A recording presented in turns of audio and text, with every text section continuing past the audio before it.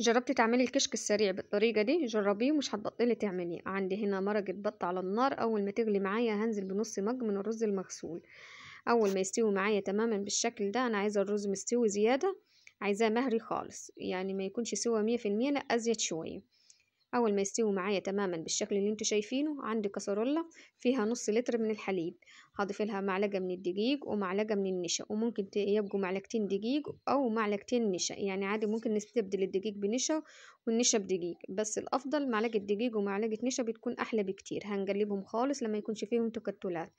عندي هنا الرز على النار، هنزل بالحليب والنشا والدقيق معايا عليه واحدة واحدة بالشكل ده، وهقلب ايدي فيه لمدة نص دقيقة مش اكتر، عشان بس ما يعملش كتل معايا. وههدي النار واسيبه، بس اول ما يغلي معايا هيتقل. عندي بصلايه وثلاث معالق من السمنه. اول ما تحمر البصله معايا بالشكل ده، هاخد السمنه، والسمنه تكون بلدي بتكون افضل بكتير. هصفي السمنه على الكشك اللي انا عملته معاكم بالشكل ده. انا خلاص طفيت النار لما ادانا القوام المظبوط، طفيت النار عليه وصفيت السمنه بالشكل اللي انتوا شايفينه، وانا طافيه النار تماما. هقلبه بس تقليبه مع السمنه بالشكل ده، والقوام كده مظبوط. وطبعا البصلة اللي انا حمرتها معاكم هقدمها على وش الكشك. شايفين ازاي قدمته اهو مع البط، وقدمته مع الباذنجان المحشي وطماطم محشية. هو طبعا اي نوع مرقة هتنفع في الكشك، بس بصراحة هو الافضل لي والاحسن الكشك معروف بالبط.